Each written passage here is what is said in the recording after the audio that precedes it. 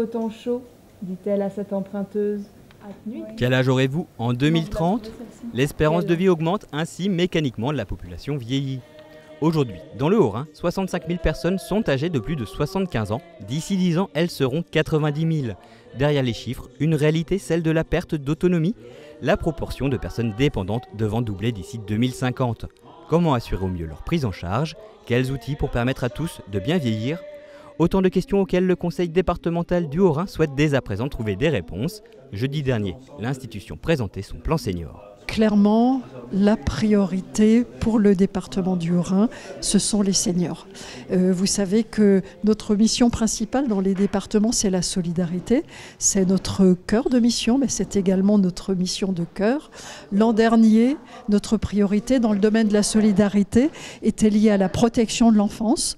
Nous avons l'an dernier recruté 15 personnes supplémentaires dans le domaine de la protection de l'enfance.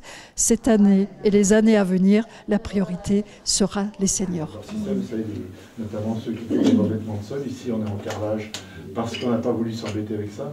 Pour le lancement du plan senior, c'est l'EHPAD de Soultzmatt qui a été choisi. Il faut dire que la structure a reçu un financement du département pour réaliser d'importants travaux.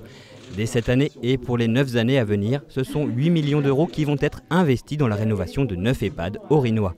Travailler sur le bâti, c'est aussi améliorer la qualité de vie des résidents. Aujourd'hui, il y a des besoins d'aménagement. Les standards de vie ne sont plus les mêmes que ceux d'il y a 10 ou 15 ans.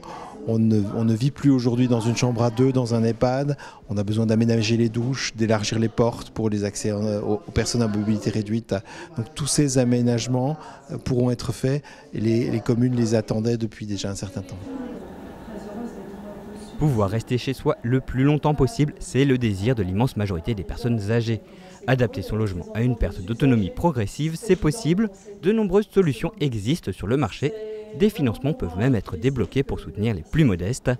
Ainsi, sur les 3 prochaines années, le Conseil départemental prévoit une enveloppe de 2 millions d'euros pour soutenir l'adaptation des logements.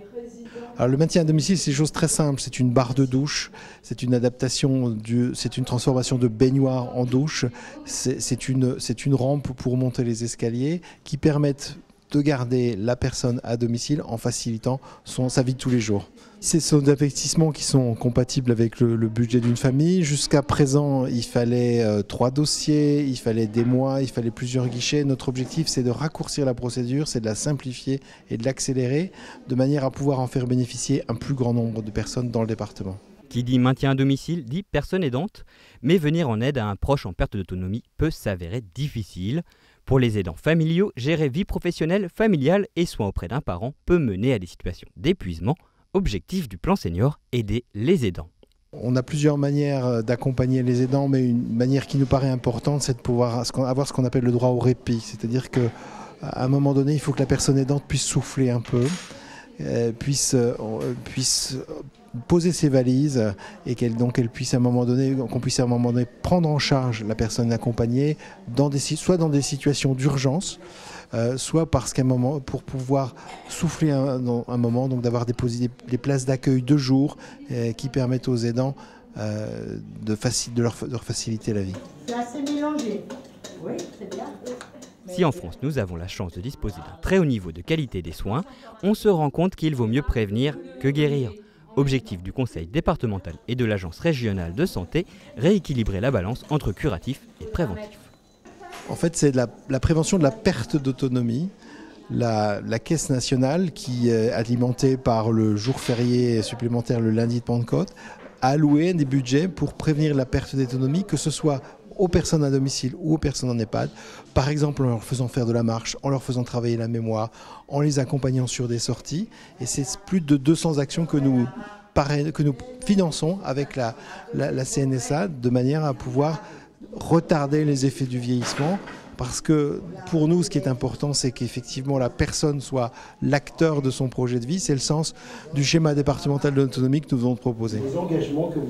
Ces derniers mois, les EHPAD ont été la cible de nombreuses critiques, certains professionnels du secteur pointant des cas de maltraitance. Bien qu'aucun établissement haut-rhinois n'ait été spécifiquement ciblé, le conseil départemental a tout de même souhaité mener l'enquête. Pour l'heure, l'institution n'a pas détecté de dysfonctionnement. Alors nous avons fait un sondage dans le Haut-Rhin auprès des personnes âgées qui sont en EHPAD et auprès de 300 personnes, à travers tout le territoire. Et il en est ressorti que plus de 70% des personnes âgées qui sont en EHPAD dans le Haut-Rhin sont satisfaites. Les motifs, le cas échéant, d'insatisfaction sont notamment liés à l'alimentation qui est importante, et ça veut dire qu'il y a des progrès à faire dans ce domaine.